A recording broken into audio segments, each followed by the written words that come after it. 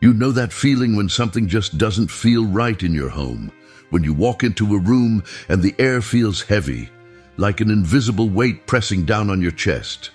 Maybe you've been waking up at 3 a.m. for no reason, or you catch yourself looking over your shoulder even when you're alone.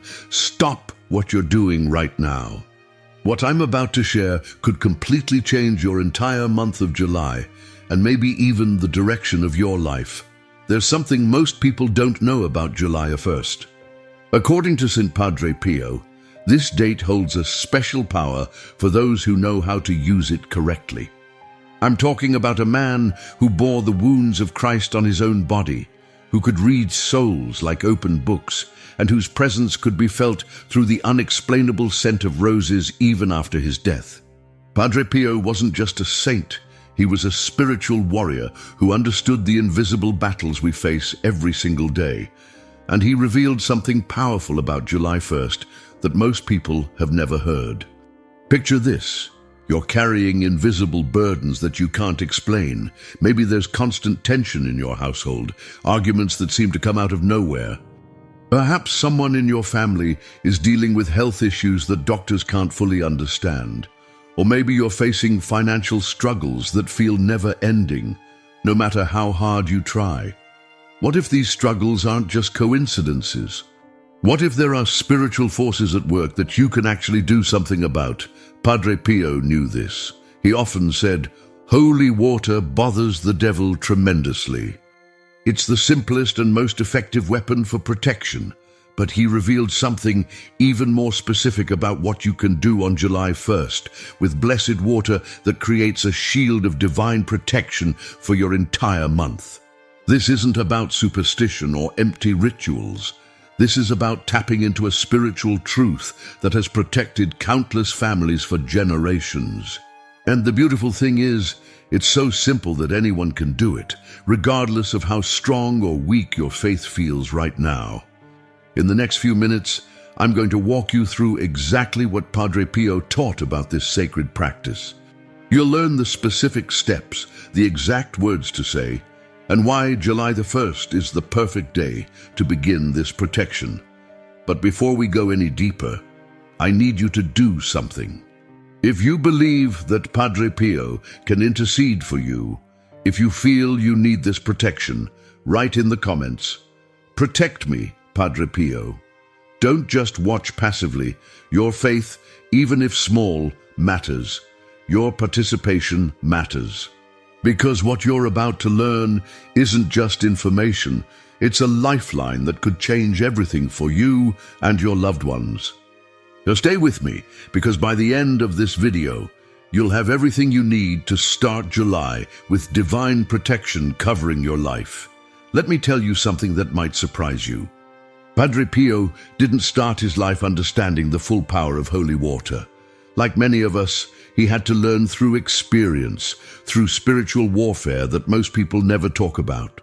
Picture a young Francesco Forgione, that was his name before becoming Padre Pio, lying in his bed at night, feeling an oppressive darkness pressing down on him. This wasn't just fear or anxiety. This was something that wanted to break his spirit before he could even begin his mission. The attacks were relentless, physical manifestations that left him exhausted and spiritually drained. His own mother would find him in the morning, sheets soaked with perspiration, as if he had been fighting an invisible battle all night long. And he was. But here's what changed everything for him, and what can change everything for you. One night, when the spiritual oppression was so intense he could barely breathe, an older priest gave him a small bottle of holy water and said something profound. "The enemy fears this more than any sword you could wield." Padre Pio was skeptical at first. How could something so simple, so ordinary-looking, have any real power against forces that seem so overwhelming? But that night, when the familiar darkness began to creep in, he sprinkled the holy water around his room and made the sign of the cross. The change was immediate and undeniable. The oppressive atmosphere lifted. The sense of dread vanished. For the first time in months, He slept peacefully through the entire night. This wasn't just a one-time occurrence. It became his nightly ritual, his spiritual armor. And as the years passed, Padre Pio began to understand something deeper about holy water that most people miss entirely. You see, holy water isn't just blessed water. It's water transformed through the prayers of the Church, infused with spiritual authority that operates in dimensions we can't see, but definitely can feel. When Padre Pio said it bothers the devil tremendously, he wasn't speaking theoretically, he was speaking from personal experience. But here's where it gets really interesting, and why July 1st holds such special significance. Throughout his life, Padre Pio noticed that certain times of the year carried more spiritual intensity. July, in particular, was a month when he experienced both intense spiritual attacks and powerful protective breakthroughs. The spiritual realm seemed to recognize July as a pivotal month for destiny and protection. He began to teach that July 1st, the very first day of this spiritually significant month, was like planting a seed of protection that would grow and flourish throughout the entire 31 days. When you consecrate the beginning, you're setting the spiritual tone for everything that follows. Think about it this way. When you start your day with prayer, doesn't it feel different than when you rush out in chaos? When you begin a new job with intention and purpose, doesn't it unfold differently than when you just stumble into it? July 1st works the same way, but on a much deeper spiritual level. Now, I know some of you might be thinking, but I've used holy water before, and I didn't notice any dramatic changes. That's a fair point. But here's what Padre Pio discovered that makes all the difference. It's not just about using holy water.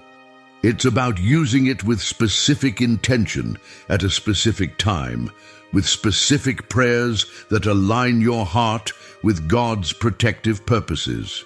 The ritual I'm about to share with you isn't just sprinkling water around your house and hoping for the best. It's a deliberate, powerful act of faith that creates what Padre Pio called a fortress of light around everything you hold dear. Many people who have learned about this practice report experiencing a shift in their home's atmosphere. Arguments that used to flare up regularly become rare. Children who struggled with nightmares begin sleeping peacefully. Financial pressures that seemed insurmountable start to ease in unexpected ways. But before I share the exact steps with you, I want you to know that what I'm teaching you today comes from years of studying not just this July 1st practice, but many of the profound spiritual secrets that Padre Pio shared with those closest to him. These teachings, these prayers, these insights have the power to strengthen your spiritual life in ways you never imagined. I've actually compiled these sacred practices into a comprehensive resource called The Spiritual Secrets of Saint Padre Pio. These are practical, tested spiritual practices that have transformed thousands of lives. It contains powerful prayers for protection, step-by-step guides for breakthroughs, and insights that help you build an unshakable foundation of faith. If you're serious about developing a deeper, more powerful spiritual life, you'll find the link to this resource in the comments below. This material has been a game changer for people who felt stuck spiritually. Now let's get back to what you came here for. The specific practice that can transform your entire month of July starts with understanding that you're not just performing a ritual. You're entering into a spiritual partnership with heaven itself, and that partnership begins the moment you decide to step into faith, even if that faith feels small. Because here's what Padre Pio knew that many people don't. God doesn't measure the size of your faith. He measures the sincerity of your heart. Now, here's exactly what you need to do on July 1st. Pay close attention, because every single step matters. This isn't just about going through the motions. Each part of this practice has a specific spiritual purpose. First, you need holy water. Most Catholic churches have it available near the entrance, or you can ask a priest to bless some water for you. If you can't get to a church, you can ask God to bless regular water yourself with sincere faith. The key is approaching this with reverence and intention. When you hold that holy water, you're holding something set apart for a sacred purpose, blessed with the authority of the Church. On the morning of July 1st, preferably as soon as you wake up while your spirit is still quiet, find a peaceful place in your home where you can stand for a few minutes without interruption. Take the holy water in your hands and close your eyes.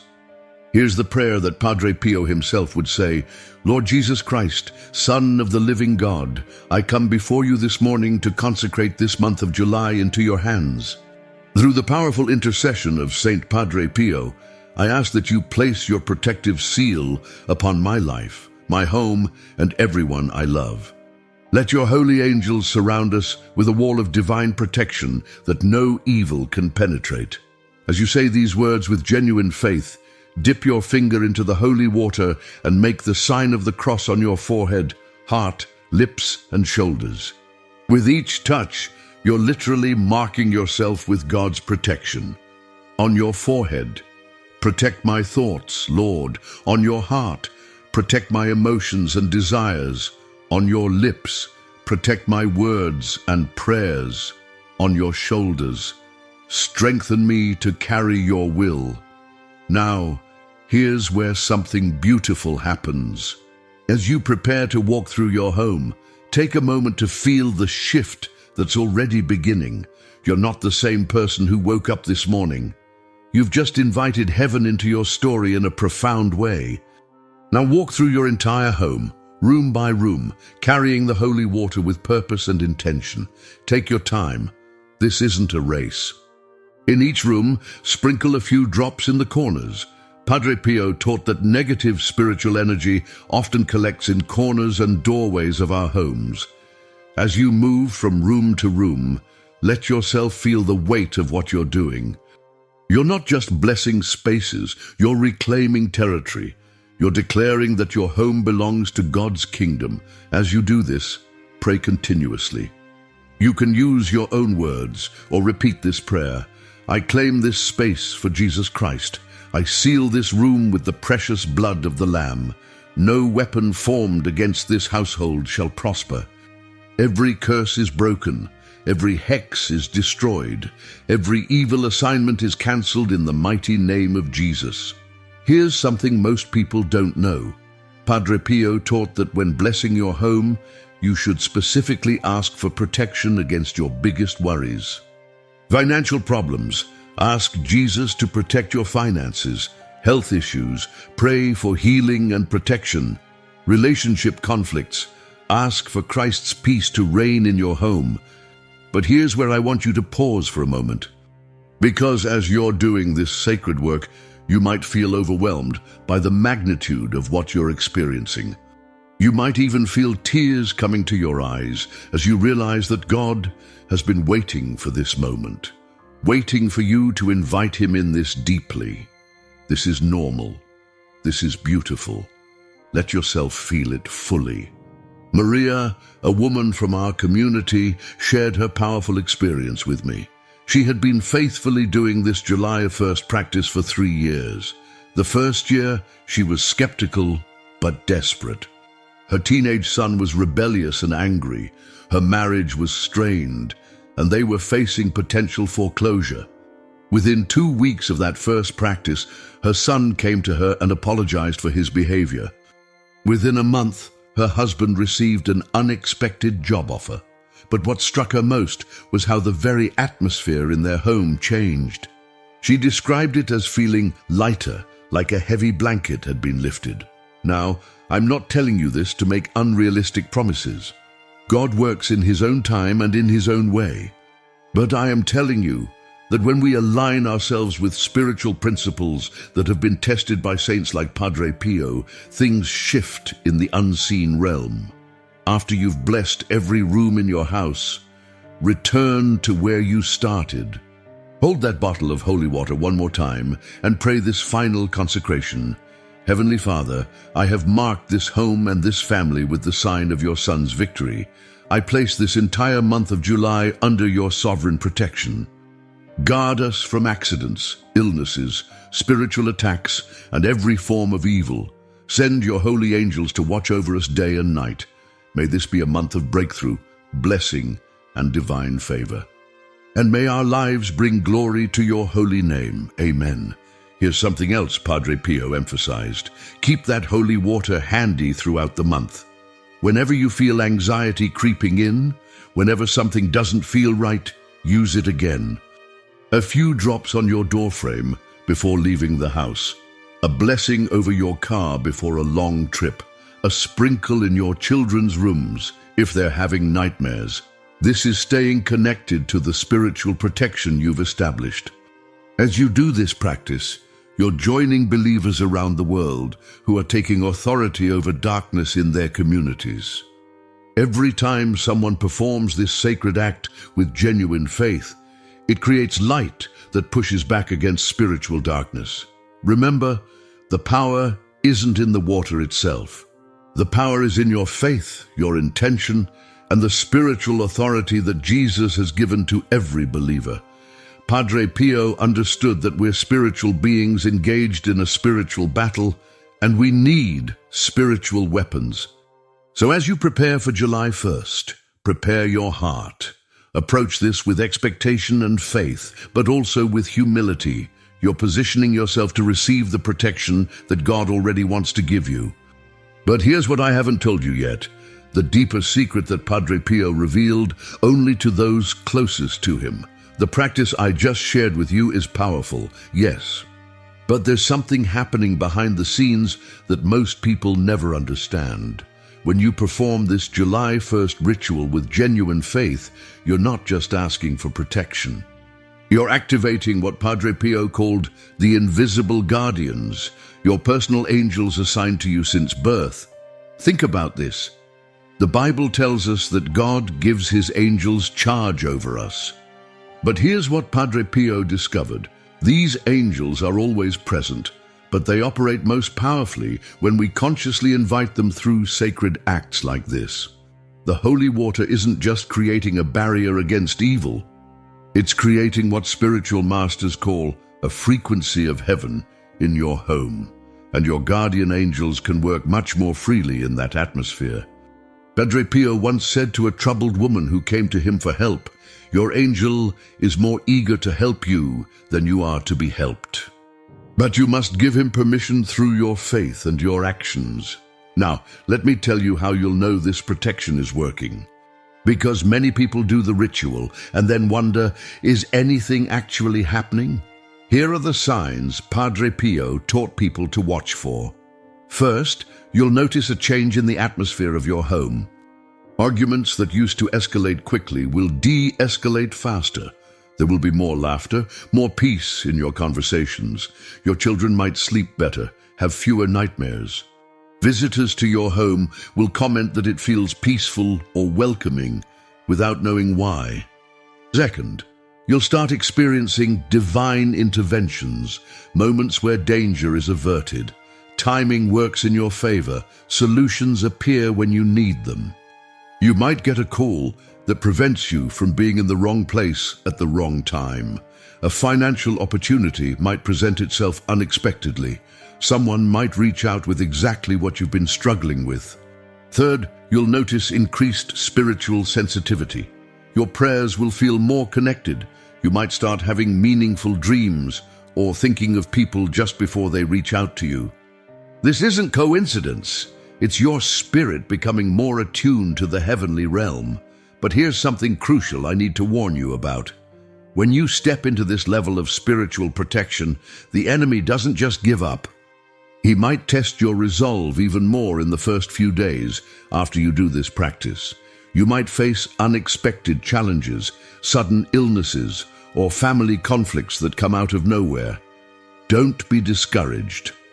Padre Pio called these the enemy's tantrums. He's angry because he's lost access to your home and your life. This is exactly when you need to stand firm in your faith and continue using that holy water. Sprinkle it around your home again. Pray those prayers again. Remind yourself and the spiritual realm that you belong to Jesus Christ and that no weapon formed against you shall prosper. Padre Pio experienced this himself. After powerful spiritual works, he would face intense spiritual attacks, but he never backed down. He would say, "I am a poor friar who prays, and I will keep praying until my last breath." The truth is, when you commit to this level of spiritual intentionality, you're stepping into the same spiritual authority that Padre Pio walked in. You're declaring that your home, your family, and your life belong to God's kingdom, not to the kingdom of darkness. And here's the most beautiful part. This protection extends to your children, your spouse, even your extended family members. You're creating what spiritual teachers call a covering of grace that can influence generations. I've seen families where the grandmother started this practice, and suddenly her adult children started calling more often. Her grandchildren began showing interest in faith, and estranged family members began reaching out to reconcile. Remember what Padre Pio said, "Pray, hope, and don't worry. Worry is useless." God is merciful and will hear your prayer. So as you approach July 1st, approach it with the understanding that you're entering into a deeper partnership with heaven itself. You're joining believers throughout history who have discovered that we are not powerless against the forces of darkness. Through the intercession of St. Padre Pio, through the power of Christ's name, and through the ministry of your guardian angels, you have access to protection and power that most people never dream of. The question isn't whether this works. The question is whether you're ready to step into the reality of just how loved and protected you really are. My dear friend, as we come to the end of our time together today, I want you to take a moment and just breathe. Let everything we've shared settle into your heart. You now hold something precious, not just information, but a key that Padre Pio himself used to unlock heaven's protection. This July 1st practice isn't just another religious ritual. It's your invitation to step into a reality where you are seen, known, and fiercely protected by God. Maybe you're watching this because you're going through one of the darkest seasons of your life. Maybe the bills are piling up, someone you love is sick, your marriage feels fragile, or your children have walked away from faith. If that's you, I need you to hear me clearly. You are not forgotten. You are not alone. And you are not powerless. The same God who marked Padre Pio with the wounds of Christ sees exactly where you are right now. He knows the tears you've cried when no one was watching. He knows the prayers you've whispered at 3 a.m. He knows the weight you've been carrying, and he's been waiting for you to discover that you don't have to carry it alone. This July 1st practice is your opportunity to hand that burden over to him and step into the protection that's been available to you all along. Now, I know some of you might be thinking, but what if I don't feel worthy? What if my faith isn't strong enough? Let me tell you something that Padre Pio understood. God's love for you isn't based on your performance. It's based on his nature. You don't have to clean yourself up before you come to him. You just have to come as you are, with whatever faith you have, even if it's as small as a mustard seed. Padre Pio once said to someone who felt unworthy, "Jesus loves you more than you can possibly imagine." Never forget that your past does not determine your future when you place it in his hands.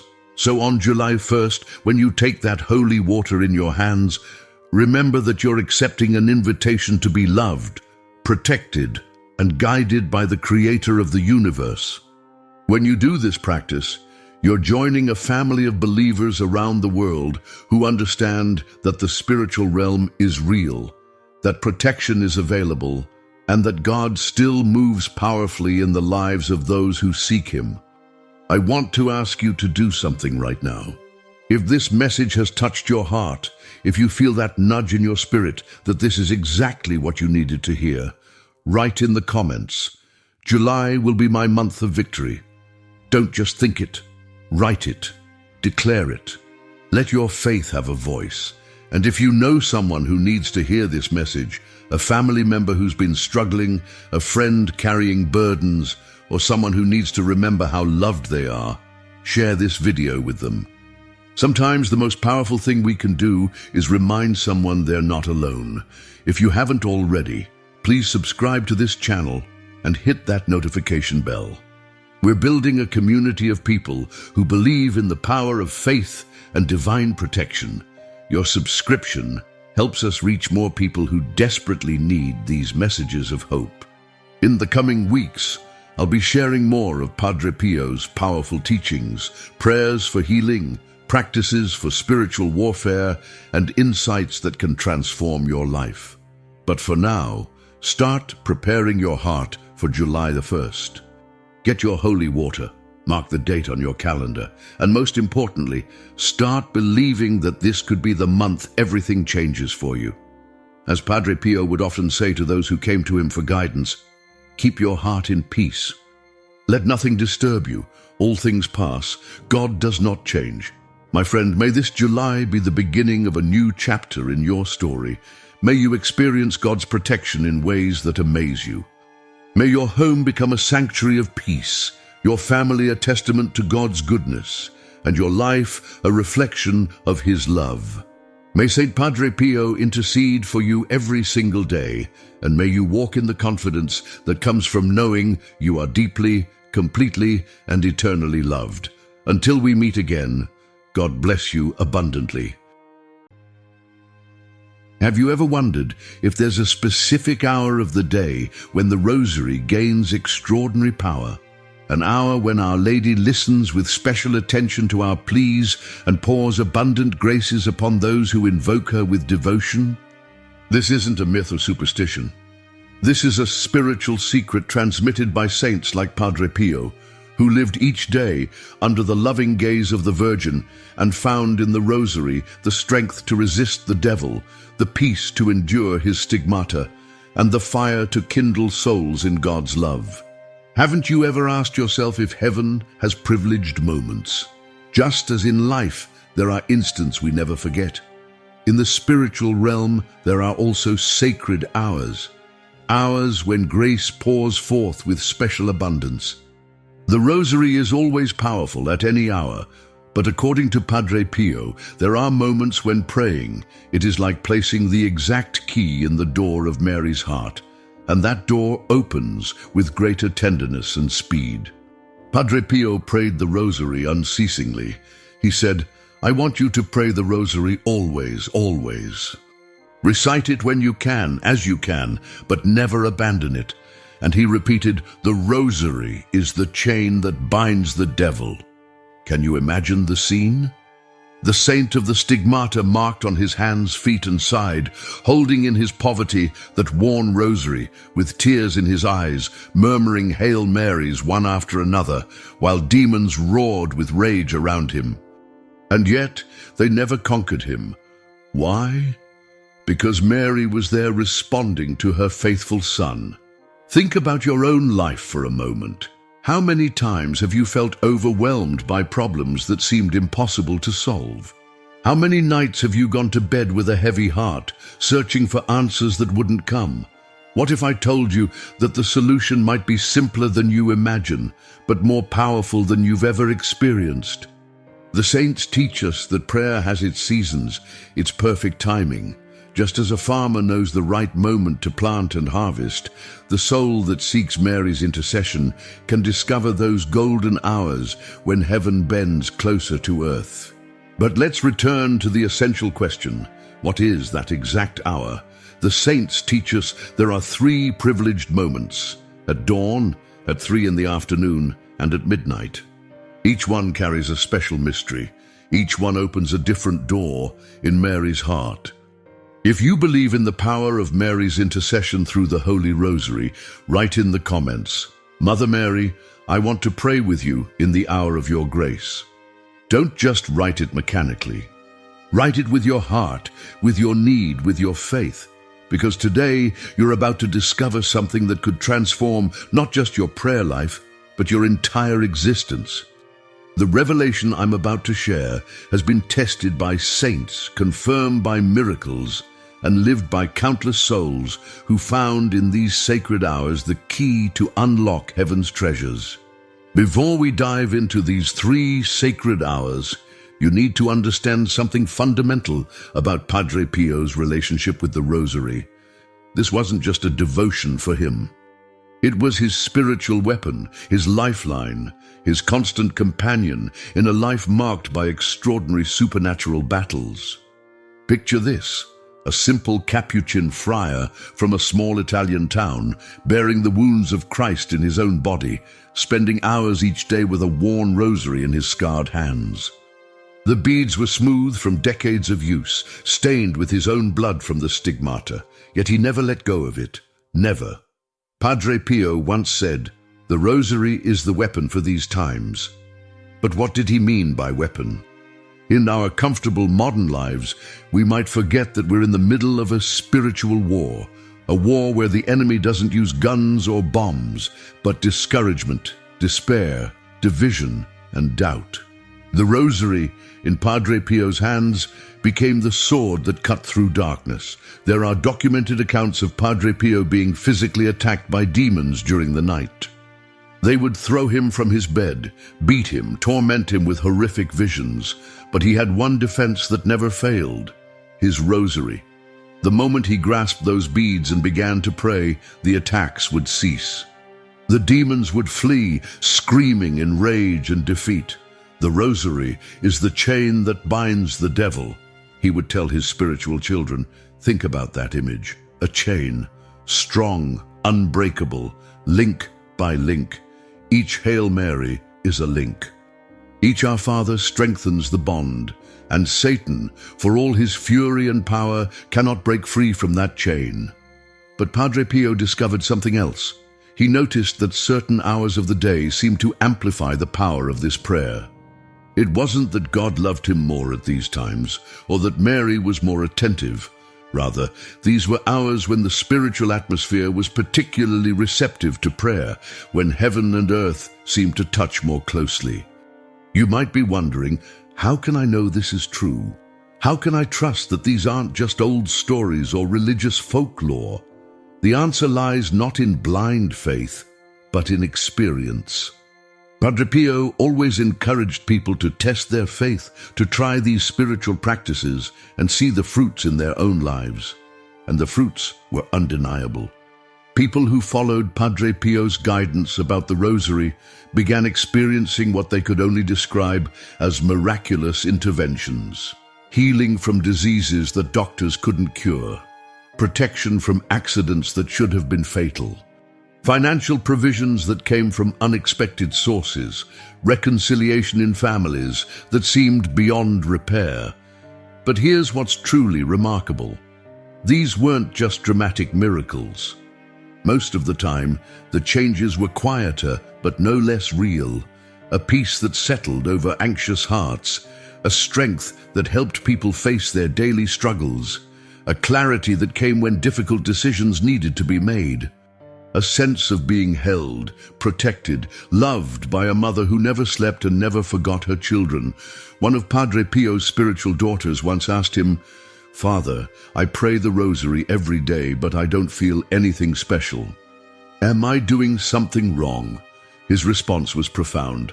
"My daughter, the Rosary doesn't work because you feel something. It works because Mary hears everything. Your feelings may change, but her love never changes. Keep praying and you will see the fruits in God's time." This brings us to a crucial understanding. The power of the Rosary doesn't depend on your emotions or your ability to concentrate perfectly. It depends on Mary's faithfulness to her children. When you pick up those beads, you're not just reciting prayers, you're entering into a conversation with the Mother of God. And she is always listening, always ready to intercede. Now, many devoted Catholics pray the Rosary daily and experience its blessings. But Padre Pio discovered that there were specific hours when this prayer seemed to unlock particular graces. 3 hours that opened heaven's floodgates in ways that even surprised him. This is where our journey gets truly exciting. Because you're about to learn not just when to pray, but how to pray in a way that aligns your soul with the very heartbeat of heaven. You're about to discover the 3 hours that Padre Pio called the privileged moments of grace. And right here, I want to share something special with you. As we delve deeper into these sacred hours, you might find yourself hungry for more of Padre Pio's wisdom about the Rosary. That's why I've prepared a comprehensive guide called The Power of the Rosary with Padre Pio, Miracles, Protection, and Divine Graces. This spiritual treasure will help you learn to pray the Rosa. Discover miracles and testimonies from those who have experienced its power. Know the most impactful teachings and phrases from Padre Pio about prayer. Receive a 30-day prayer guide with daily intentions to strengthen your faith and access special prayers for protection, healing, and liberation. The Rosary was Padre Pio's great weapon, and today it can be yours too. Don't miss this opportunity to strengthen your spiritual life with material that has already helped thousands of people. To download it, just click the link pinned in the comments. Now let me reveal to you these 3 sacred hours that Padre Pio held so dear. Each one carries its own spiritual significance, its own special grace, its own unique way of touching Mary's maternal heart. The first privileged hour is at dawn, when the first rays of sunlight pierce through the darkness. There's something mystical about this moment, something that speaks to the deepest part of our souls. When you take your rosary at dawn, you're offering God the first fruits of your day. While the world sleeps or begins with hurried anxiety, you place your heart in Mary's hands. Padre Pio recommended offering the beginning of each day because what comes first has immense value. Just as in biblical times, the first fruits of the harvest were offered to God, your first breath of the day, wrapped in Hail Marys, becomes a sweet fragrance before the throne of the Almighty. And Our Lady responds with light, with protection for everything you'll do in those coming hours. Think about your typical morning. Perhaps you wake up already stressed about the day ahead. Your mind races with responsibilities, deadlines, conflicts you need to resolve. But imagine instead waking up 15 minutes earlier, taking your rosary, and greeting the sunrise with Mary beside you. Those quiet moments before the world makes its demands on you become a sanctuary of peace that will carry you through whatever storms may come. Maria, a nurse from Chicago, shared her experience. I started praying the rosary at dawn after learning about Padre Pio's teaching. Within weeks, my whole approach to work changed. Instead of arriving at the hospital already drained, I felt this incredible inner strength. Patients started commenting on my peaceful presence. Even the most difficult situations seemed manageable because I had started my day in Mary's arms. The second privileged hour is at 3 in the afternoon, the hour when Christ breathed his last on the cross, the hour of divine mercy. At that moment, when blood and water flowed from Jesus' side, Mary stood at the foot of the cross. Can you imagine what it means to unite your rosary to that instant? The rosary at 3 o'clock isn't simply a prayer. It's as if you embrace Mary in that very Calvary. Padre Pio said, "The Virgin never abandons those who unite themselves to her in the pain of her Son's passion." At that hour, Our Lady listens as the sorrowful mother, and her responses are particularly tender and profound. This is the hour when the floodgates of mercy open for all humanity. When you pray the rosary at 3 o'clock, you're standing with Mary beneath the cross, receiving the same love that flowed from Jesus' pierced heart. There's something powerful about interrupting your afternoon routine for this sacred appointment. Whether you're at work, at home with children, or dealing with the day's challenges, that moment of stopping to pray creates a spiritual oasis. You might not be able to pray a full rosary, but even 1 decade at 3 o'clock connects you to the source of all mercy and compassion. James, a construction worker, tells his story. "My job is physically demanding and often stressful. When I learned about the 3 o'clock prayer from Padre Pio's teaching, I started taking a brief break to pray at least 1 decade of the rosary. My co-workers thought I was crazy at first, but then they started noticing how I stayed calm during crisis situations. Some even asked me to pray for their families. That one decade at 3 o'clock changed not just my day, but my entire workplace. The third privileged hour is midnight. Silence reigns. Demons attempt to sow fear, sadness, and temptation. And there in the darkness, a soul takes up the rosary. That chain of beads becomes a sword of light. Padre Pio was attacked many times by the enemy during the night, but he clung to the rosary like an indestructible shield. He said, "The rosary is the prayer that makes all of hell tremble." Praying at midnight is directly challenging Satan and declaring, "You have no power here." I'm under Mary's mantle. It's in this hour that many testify to feeling consolations, inner peace, clear answers to their supplications. Midnight prayer isn't easy. Your body is tired, sleep calls to you, and the darkness can feel overwhelming. But those who have embraced this practice speak of supernatural strength that comes when they offer this sacrifice to Mary. It's in these quiet, hidden moments that some of the most powerful spiritual battles are won. The beautiful truth is that you don't have to choose just 1 hour. Some people are called to dawn prayer, others to the afternoon mercy hour, and still others to the midnight watch. But imagine the power of a soul that embraces all three. Imagine starting your day with Mary at dawn, meeting her again at the cross at 3 o'clock, and ending under her protective mantle at midnight. This isn't about religious obligation or earning God's love through our efforts. This is about positioning ourselves to receive the graces that are already flowing from heaven. It's about creating sacred rhythms in our lives that align us with the heartbeat of eternity. Now let me invite you to imagine something transformative. Picture yourself deciding to test this ancient wisdom. Tomorrow morning, before the sun breaks the horizon, you kneel with your rosary in hand. At 3 in the afternoon, in the middle of work or daily responsibilities, you pause and pray at least one mystery. And at midnight, even though sleep weighs heavy on your eyelids, you make the effort and pray at least 1 decade. You will see how your life begins to transform. Our Lady will respond, perhaps not with visible miracles instantly, but with interior changes, unexpected providences, a new strength to bear what once seemed impossible. The transformation often begins subtly, like dawn itself. You might notice that problems that once consumed your thoughts begin to feel manageable. Relationships that were strained start healing in ways you can't fully explain. Opportunities appear from directions you never expected. Sarah from Texas writes, "I was going through a devastating divorce and felt completely abandoned. When I started following Padre Pio's teaching about the 3 sacred hours, I honestly didn't expect much. I was just desperate. But within a month, everything changed. Not my circumstances initially, but my heart. I found peace I hadn't felt in years. Then, slowly, practical solutions began appearing. My lawyer fee was unexpectedly reduced, my children adapted better than predicted, and I found strength I never knew I had. Mary was working behind the scenes all along.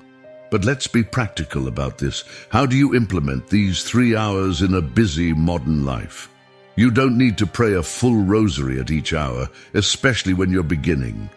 At dawn, even 5 minutes of prayer while you have your morning coffee can transform your entire day. At 3 o'clock, step away from whatever you're doing, even if it's just for 1 Our Father and 10 Hail Marys. At midnight, if you're already asleep, you might set a gentle alarm for just a brief moment of connection with Mary. The key isn't perfection. It's consistency and sincere intention. Padre Pio understood human weakness. He knew we get tired, distracted, overwhelmed by life's demands. What matters to Mary isn't the length of your prayer, but the love in your heart when you reach for those beads. Some nights you might fall asleep holding your rosary. Some afternoons you might only manage a quick mental Hail Mary at 3 o'clock. Some mornings you might oversleep and miss the dawn prayer. Mary understands. She's a mother. Mothers don't love their children less when they stumble. They love them more and help them get back up. But here's what Padre Pio emphasized. The rosary becomes even more powerful when combined with other spiritual practices.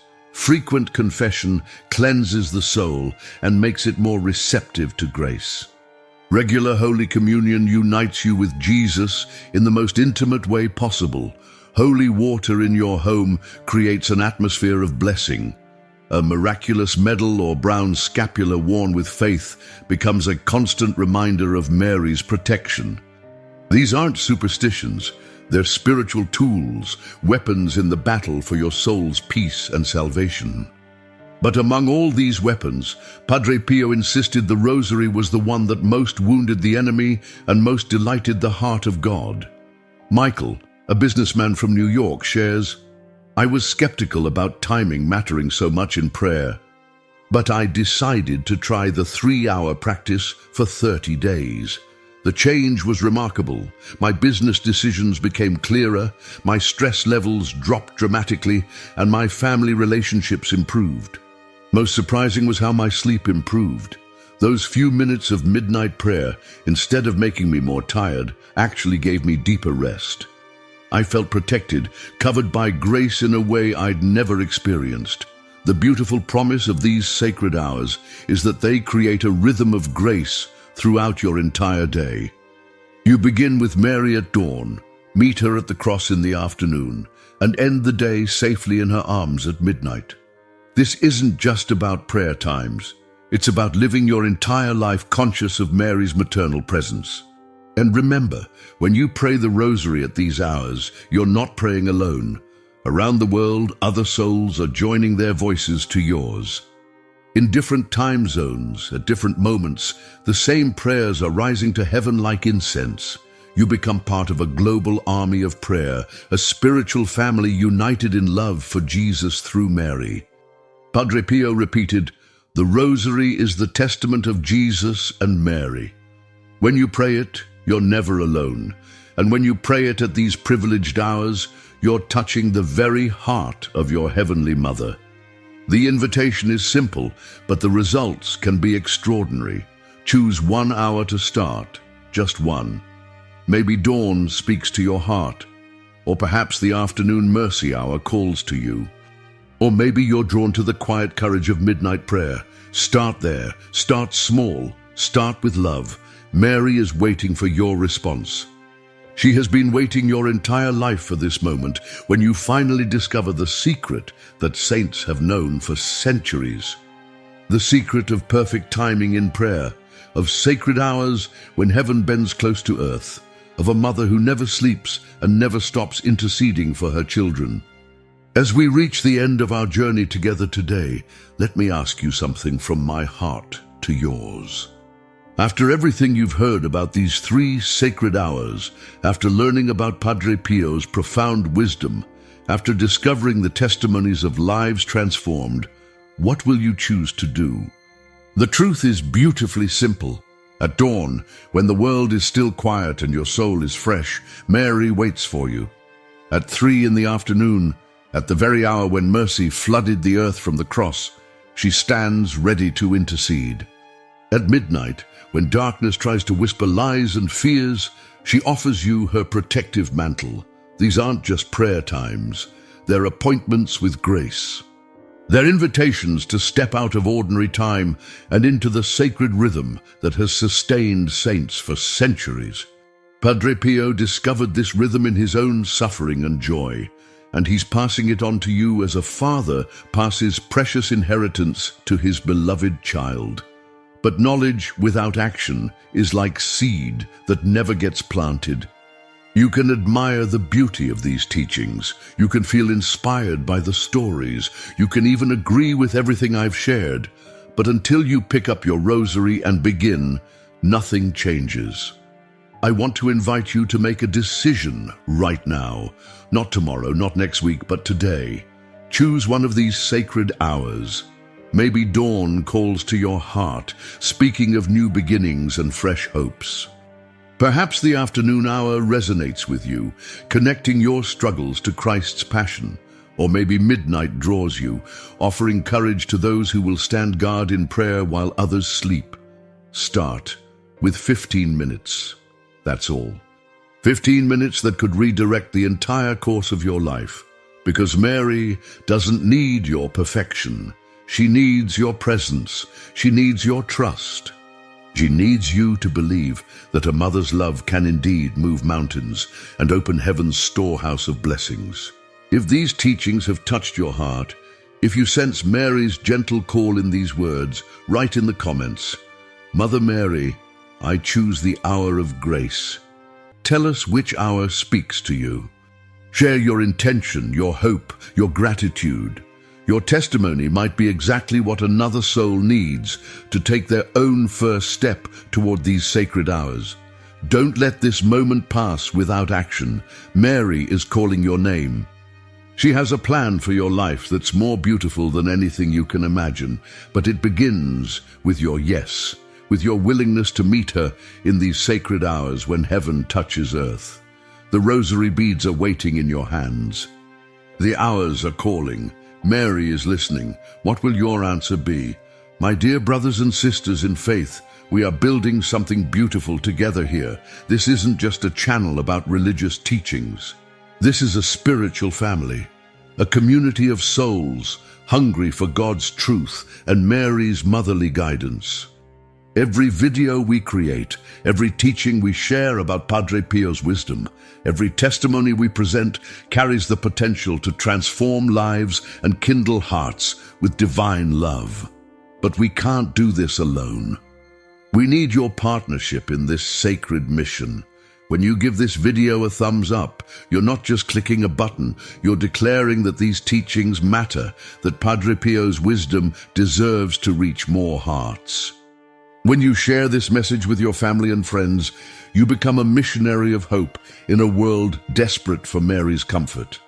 Consider becoming a channel member to join our inner circle of prayer warriors. Together, we're not just watching videos. We're participating in a movement of faith that crosses borders and touches souls around the globe. Your support helps us continue bringing you the profound spiritual treasures that can change everything. Remember, every soul that encounters Padre Pio's wisdom through our videos is a victory for heaven. Every person who discovers the power of the 3 sacred hours is another reason for the angels to sing. This is more than content creation. This is evangelization in the digital age, and you are our partners in this holy work. May Mary bless you abundantly for your faithfulness, and may Padre Pio intercede for all our intentions as we continue this beautiful journey of faith together. Have you ever wondered what happens to a soul that no one prays for? A forgotten soul with no candles lit, no masses offered, not even a whispered rosary in its memory. What happens in the silence of eternity to those who have departed and been left in the shadows of forgetfulness? This is a profound question that forces us to confront not only the fate of those who have passed on, but also how we deal with death, memory, and eternity. And it is precisely this question that touched the heart of Padre Pio of Pietrelcina with supernatural force. A man who saw beyond the veil of matter, who dialogued with souls in purgatory, who felt the invisible torments of those crying out for help. The modern world moves at a relentless pace. We rush from one moment to the next, barely pausing to remember those who once walked beside us. Death has become something we push away, something we process quickly before returning to our busy lives. But what if I told you that this forgetfulness has profound spiritual consequences? What if I told you that souls are waiting, hoping, longing for someone, anyone, to remember them? If you believe in the power of prayer for departed souls, write in the comments, Padre Pio, she will remember them. This simple act of commitment might be the first step in changing a soul's destiny. Today, I'm going to share with you Padre Pio's extraordinary revelations about what souls in purgatory actually experience, what they desperately ask for, and why your prayers might be the only hope for someone who has been completely forgotten.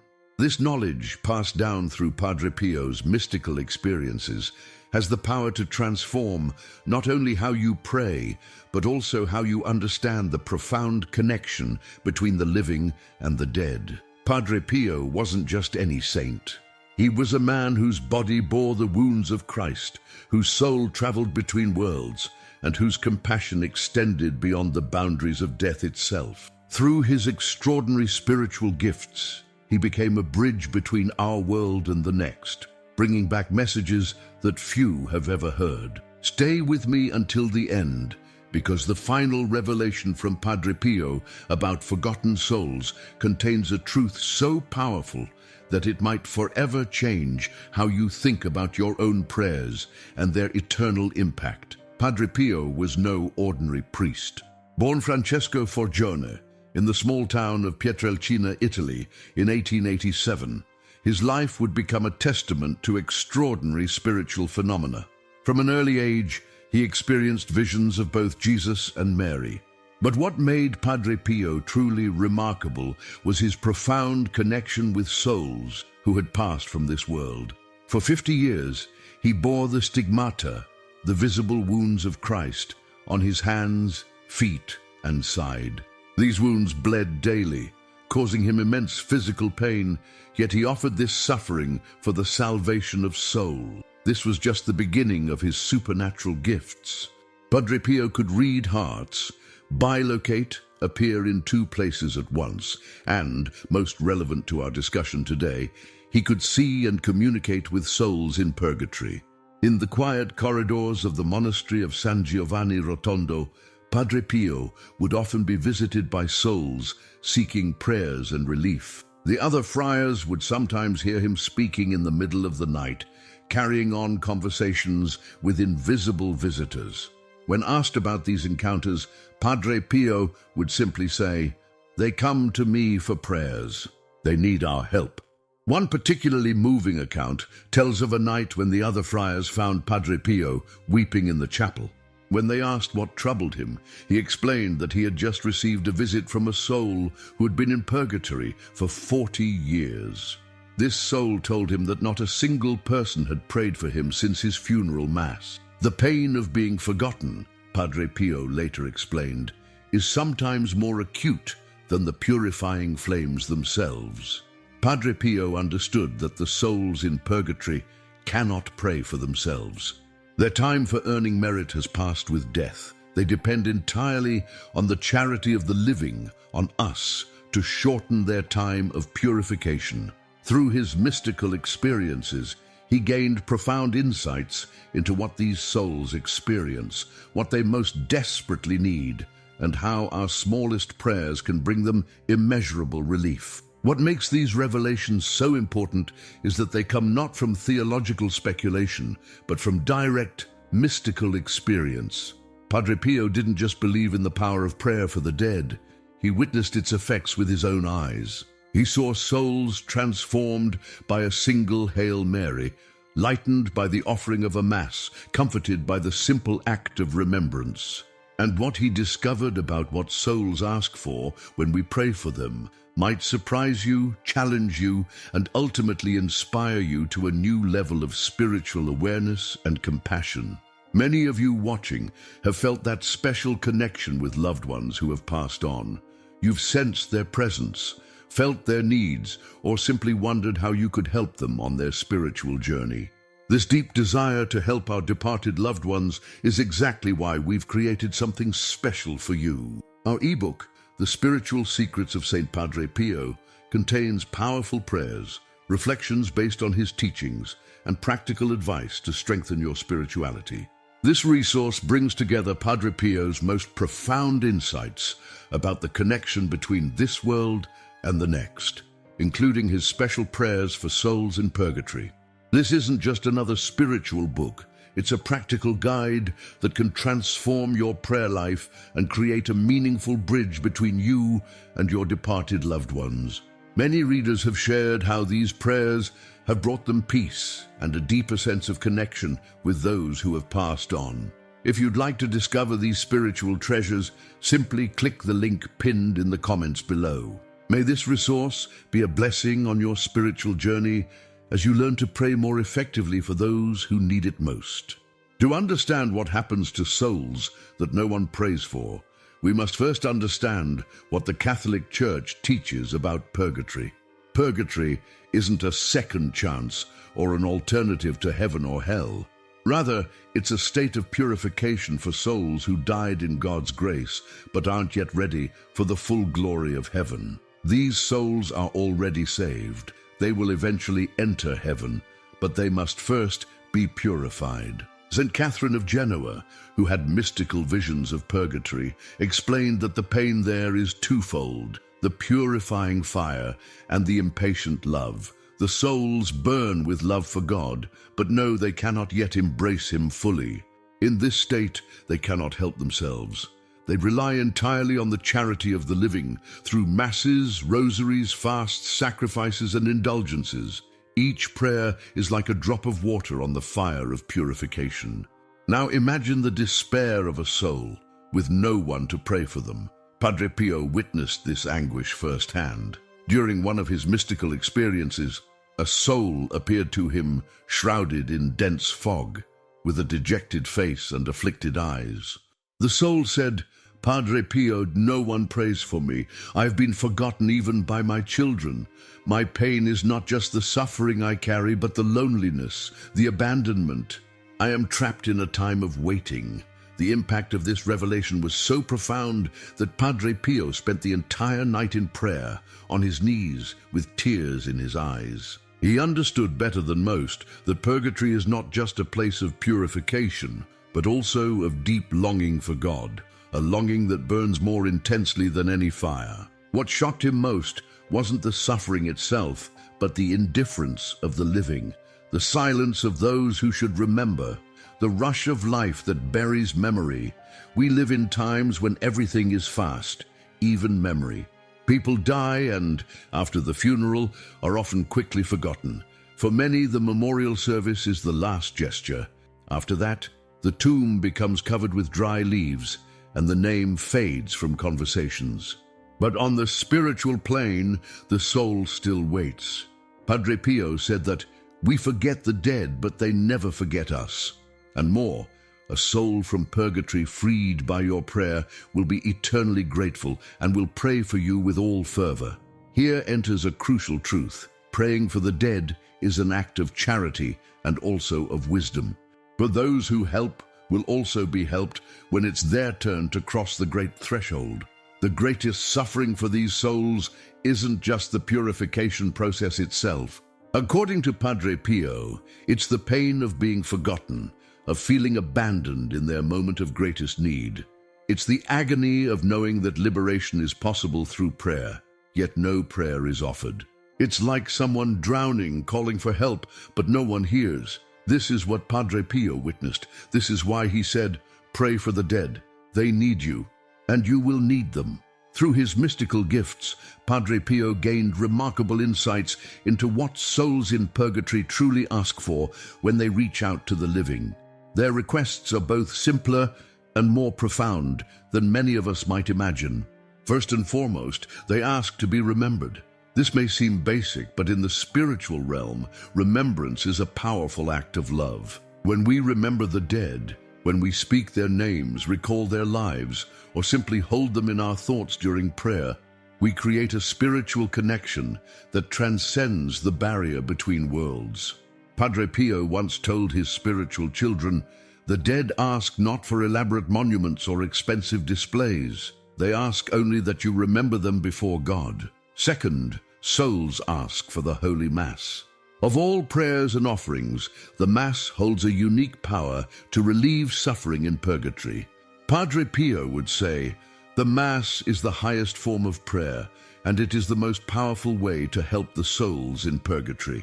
He explained that when a Mass is offered for a specific soul, that soul receives special graces that can significantly reduce their time of purification.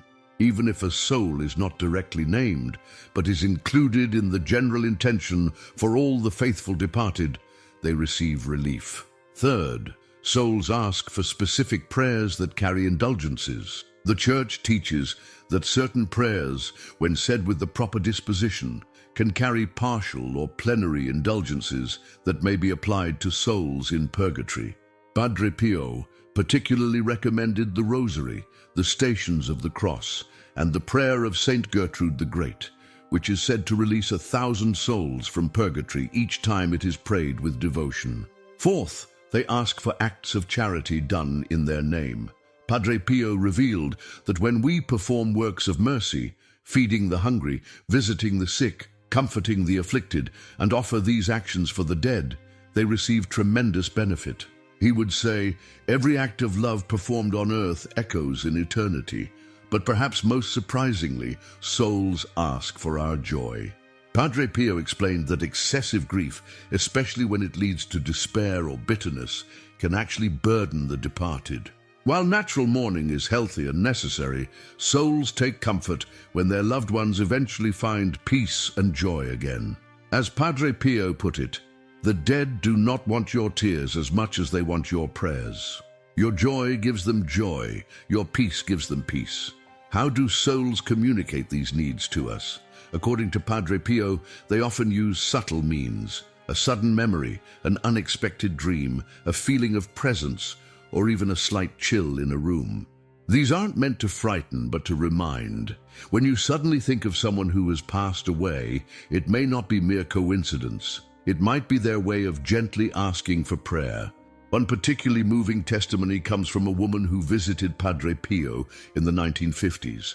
She had lost her husband in the war and had been consumed by grief for years. During confession, before she could even speak, Padre Pio said to her, "Your husband is at peace, but he needs your prayers more than your tears. He has been trying to tell you this for years." The woman later reported that she had frequently dreamed of her husband standing silently by her bed. After following Padre Pio's counsel and praying for him regularly, the dreams changed. In the last one, her husband appeared smiling and then walked into a brilliant light. To understand the full impact of our prayers for the dead, we must first grasp what Padre Pio called the economy of grace, the spiritual system through which prayers and sacrifices flow between the Church militant, us on earth, the Church suffering, souls in purgatory, and the Church triumphant, saints in heaven. In this divine economy, nothing is wasted, and every spiritual act has far-reaching consequences. Padre Pio revealed that when we pray for the dead, several miraculous things happen simultaneously. First, the soul for whom we pray receives immediate relief. Padre Pio described this relief as a cool breeze in the midst of flames, or a moment of clarity in the fog of purification. Even a single Hail Mary can provide a soul with moments of consolation. A complete rosary can bring hours of relief. A Mass offered can liberate a soul entirely if they are near the end of their purification. Second, the soul becomes aware of who is praying for them. This creates a profound spiritual bond that transcends death itself. Padre Pio explained, "The souls know exactly who is helping them. They see it as clearly as we see the sun at noon, and they begin immediately to pray for their benefactors with an intensity that we on earth cannot comprehend." Third, our prayers help souls progress through what Padre Pio described as levels of purification.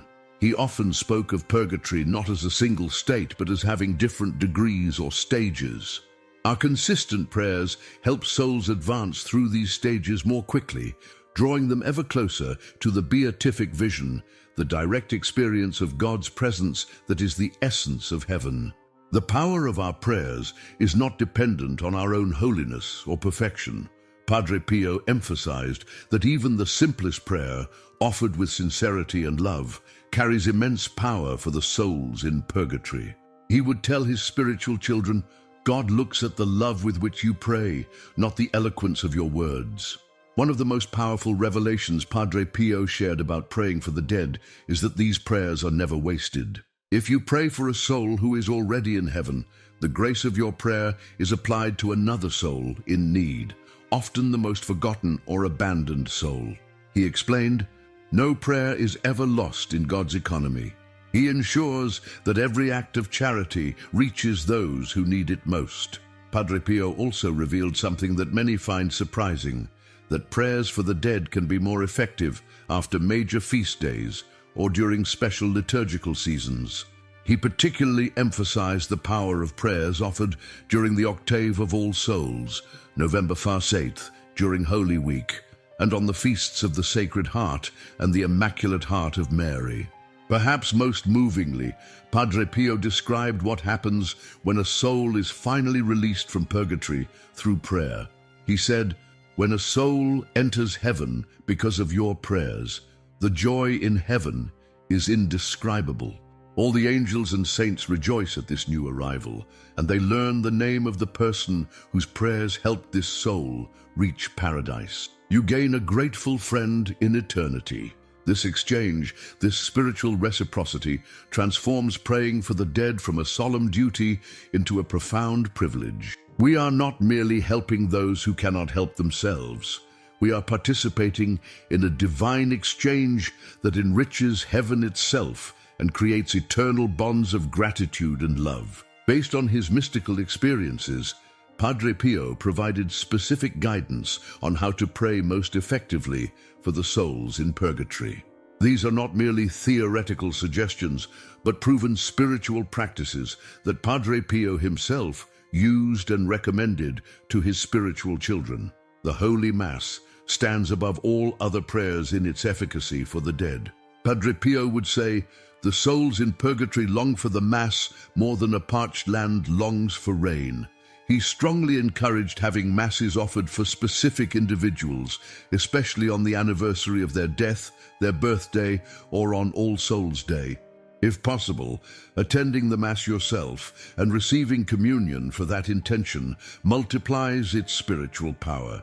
The Rosary holds special significance in helping souls. Padre Pio revealed that when the Rosary is prayed for a departed soul, each Hail Mary falls like dew upon them, providing temporary but real relief. He especially recommended the sorrowful mysteries for this intention, as they unite the suffering soul with Christ's own suffering, which has infinite redemptive value.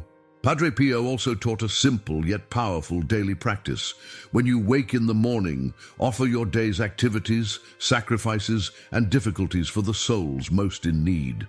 He explained, "This morning offering creates a stream of grace that flows to souls throughout your day, even when you're not consciously praying."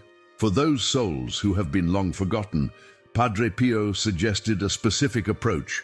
Choose one day each month to dedicate to anonymous souls, those with no one left on earth to pray for them. On this day, offer your Mass, communion, rosary, and daily activities for these abandoned souls. He assured that this act of charity brings extraordinary comfort to those who have been forgotten the longest. Lighting a candle can be a powerful prayer for the dead when done with proper intention. Padre Pio taught that the light symbolizes Christ, and as the candle consumes itself, it represents our own offering of prayer. He suggested a simple prayer to accompany this gesture. "Lord, by this light, illuminate a forgotten soul." The hour of mercy, 3 p.m., commemorating Christ's death, holds special power for helping souls. Padre Pio recommended saying the Divine Mercy Chaplet at this hour specifically for the dead. He explained that because it's based on offering Christ's own sacrifice to the Father, it has particular efficacy for souls undergoing purification. Another practice Padre Pio strongly endorsed was the heroic act of charity, a voluntary offering of all your own future merits and prayers for the souls in purgatory. While this is a serious commitment, he explained that it creates a tremendous flow of grace for suffering souls and paradoxically brings spiritual abundance back to the person who makes this offering. For those who wish to help many souls at once, Padre Pio recommended visiting a cemetery and walking among the graves while praying. With each step, offer a brief prayer such as, "Eternal rest grant unto them, O Lord." He revealed that this simple practice can bring momentary relief to many forgotten souls simultaneously. Perhaps most importantly, Padre Pio emphasized consistency over quantity. He would tell people, "It is better to say one Hail Mary every day for a soul than to pray an entire rosary once a month." The steady stream of prayer, even if small, creates what he called a continuous current of grace that gradually but surely helps souls advance toward heaven. In times of spiritual dryness, when prayer seems difficult or rote, Padre Pio offered this advice. Simply tell God, I offer this moment of dryness as my prayer for the forgotten souls. Even your struggles can become powerful prayers when offered with love. While our primary motivation for praying for the dead should be charity, Padre Pio revealed that those who remember the forgotten souls receive extraordinary spiritual benefits themselves. This isn't merely a transaction or exchange. It's part of the beautiful economy of grace that connects all members of the Church across the threshold of death. First and foremost, Padre Pio taught that souls who are released from purgatory through our prayers become powerful intercessors on our behalf. He explained, these souls do not forget the good that was done for them. They help in temptations, protect in difficulties, and obtain extraordinary graces. In other words, by praying for an unknown person, you may be gaining a powerful friend in heaven. One of Padre Pio's spiritual children once shared a remarkable testimony. After faithfully praying for forgotten souls for several years, she was driving on a treacherous mountain road when her brakes suddenly failed. As her car careened toward a steep cliff, she felt what she described as invisible hands taking control of the steering wheel, guiding her car to safety against a hillside rather than over the precipice. Later in prayer, she received a clear interior understanding that one of the souls she had helped had intervened to save her life. Padre Pio also revealed that those who pray for the forgotten dead receive special protection at the hour of their own death. He said, no one who has been dedicated to relieving the souls in purgatory will die without special assistance at the final moment. This protection comes not only from the souls themselves, but from God, who honors this spiritual work of mercy with particular graces. Those who regularly remember the dead in prayer often find themselves developing greater spiritual sensitivity overall. Padre Pio explained that as we attune ourselves to the needs of souls beyond the veil, we simultaneously become more aware of God's presence in our daily lives. Many of his spiritual children reported experiences of deeper prayer, greater discernment, and heightened awareness of spiritual realities after adopting the practice of regular prayer for the dead. There are also practical benefits that Padre Pio observed in those dedicated to this ministry. He noted they often developed greater patience in suffering, recognizing that their own trials could be offered for souls. They tended to grow in detachment from material possessions, seeing more clearly what truly matters in the light of eternity. Many found a new sense of purpose, knowing that even their simplest prayers were accomplishing real good in the spiritual realm. Perhaps most significantly, Padre Pio taught that praying for the forgotten dead transforms our own relationship with death. The more you pray for those who have gone before you, he would say, the less you will fear your own passage from this world to the next.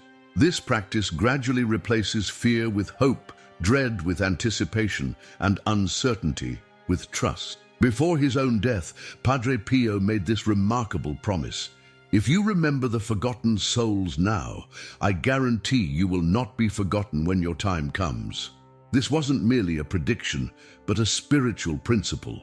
What we sow in the spiritual realm, we will also reap.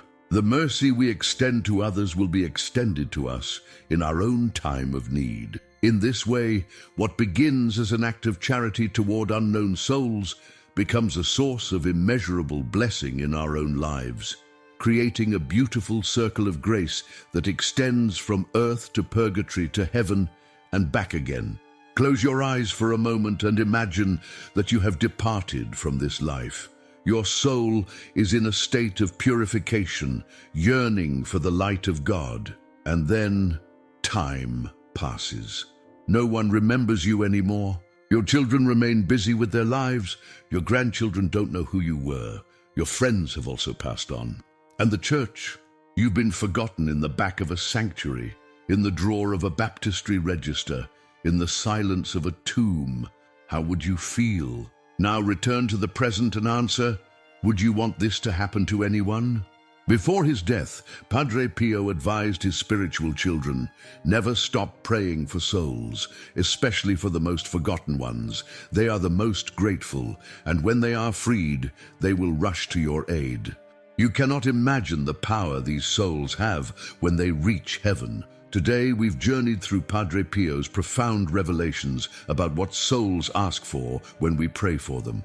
We've discovered that they long not just for relief from purification, but for the simple gift of being remembered. We've learned that our prayers, even the smallest ones, can bring tremendous comfort to those who can no longer help themselves. And we've seen how this spiritual work of mercy creates a beautiful cycle of grace that enriches both the giver and the receiver. The modern world moves quickly, rushing from one distraction to the next, rarely pausing to remember those who have gone before us. But you now hold a precious truth, the understanding that beyond the veil of death, souls wait, hope, and long for our prayers. You have the power to bring light into that waiting darkness. You have the privilege of participating in what Padre Pio called the ministry of remembrance. I invite you today to make a simple but profound commitment. Before going to sleep tonight, light a candle for a forgotten soul, say an Our Father and a Hail Mary for those whom no one else remembers, and whisper softly, Lord, receive this prayer for a soul who has been waiting for a long time. Then sleep in peace. Because perhaps today, through your prayer, you have freed a soul from forgetfulness. Praying for the dead is an act of faith, but also of humanity. When we remember, we honor. When we pray, we heal. And when we give, we receive twice as much. Padre Pio showed us that eternity begins with small gestures, that charity does not end with death, and that souls do not die, they only wait. May this moment, as you've listened to these words, be a moment when a soul in purgatory is smiling. And may one day when your time comes, that soul be there to say thank you. You did not forget me. Now it's my turn to pray for you. If these teachings have touched your heart, write thank you in the comments. Your gesture helps this message reach more people. And remember to like this video, share it with someone who might need this spiritual wisdom, and subscribe to our channel for more profound insights that can transform your faith journey. Our special prayer community is growing every day, and we need your support to continue spreading the faith and teachings of Padre Pio. By becoming a member of our channel, you're not just supporting our work, you're joining a worldwide family united in prayer for forgotten souls. Together, we can ensure that no soul remains abandoned in the shadows of forgetfulness. May God bless you, may Padre Pio intercede for you, and may the souls you have helped welcome you with joy when your own journey on earth is complete.